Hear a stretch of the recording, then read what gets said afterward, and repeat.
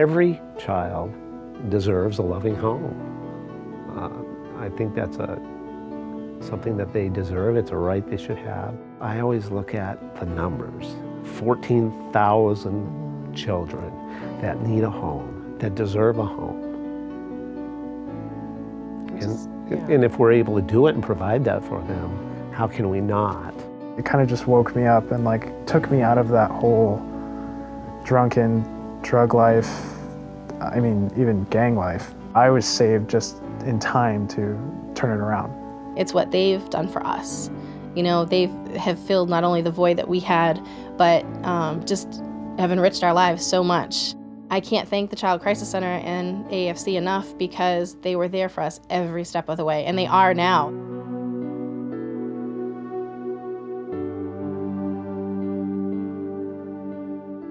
We've been married for 27 years, and about 9 years ago we decided it had been put on our hearts to foster. I'm like, we could do that, we could do this. Our first placement was a beautiful little girl.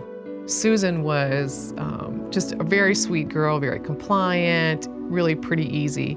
And she left our home and was adopted by another family.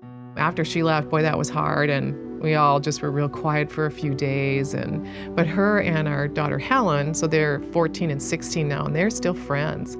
We go in and we meet Margaret, who is just this skinny little teeny pixie of a girl, cute as can be, and we play with her for a little while, and we leave, and she is screaming her head off, "Don't leave, don't leave, don't leave." She's been the most difficult child we've ever had. Right. The first 6 years of her life, if I may say, were a living hell. And she was a difficult kid, really difficult. And then, she's the one we adopted. They've experienced things that nobody should have to experience, and it's not of their own doing. They're the victims. I think fostering has been like the most challenging thing we've ever done other than being married for as long as we have. But it's also the most rewarding thing too, when you see a child kind of turn the corner. Making sure that they know that they have worth.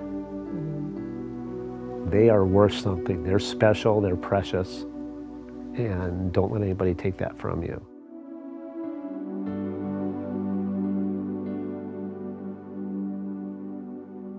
The driven part of me is definitely from just being in that scenario as a kid, being, homeless and being not having, a secure family.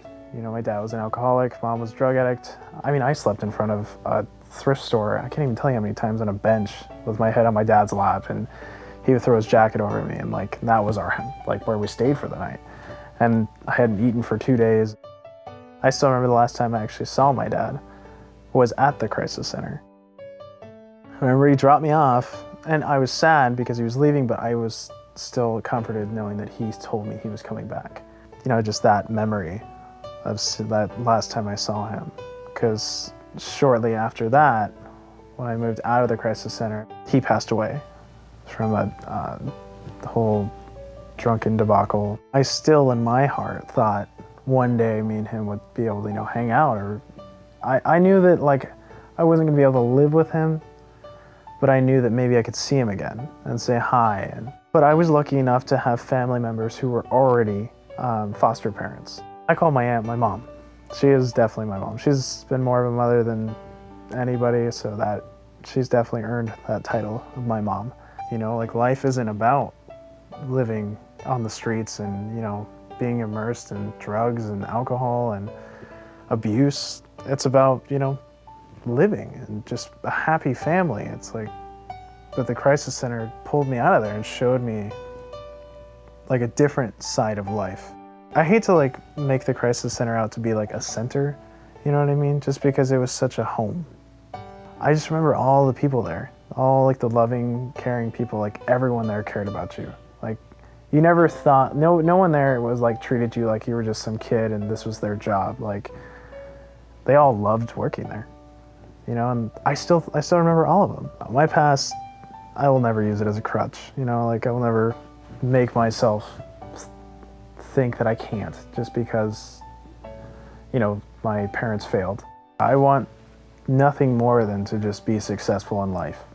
I don't ever want to be in that situation that my parents put me in.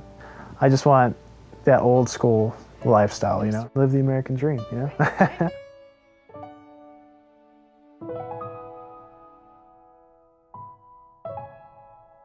We decided that we needed to work with the children that are in our own state through the system, and let's just adopt, and so these kids don't need to be disrupted any longer. So we did our research with through different agencies, and we came across the agency affiliated with Child Crisis Center, and we were just, after we met them, we knew they made it feel like home to us, and we knew we weren't going to go anywhere else. And this is after interviewing about 3 or 4 others. I have 2 that we adopted in 2011, and I have 2 that we're currently fostering that we took in on June 10th. Sibling boys that we plan to adopt if it goes to that. I hear all the time, my husband and I, what a wonderful thing we did for these kids.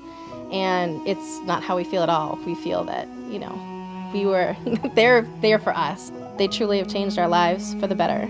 And we just wouldn't have wanted it any other way. It feels amazing when the adoption goes through. They definitely wanted to change their last name to be the same last name as us.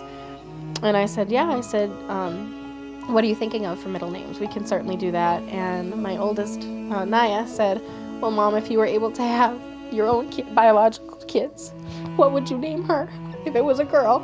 And we told her, and she said that's what she wanted for her middle name. I have a picture of my daughter, the youngest daughter, turning around looking up at me when the judge, read out her new name. And she's just got this smile on her face, and I just melted. She was so excited to hear her last name, to be with us. She says it all the time. She'll say, you know, I have a biological mom, but you're my real mom. And because we were chosen for you. And she'll say, because I'm just like Daddy, you know, A, B, and C. And, you know, Kayla's just like you, Mom. And it's just amazing. You know from the moment those kids are with you that they were supposed to be there. We will just continue as long as we can and help as many kids as we can.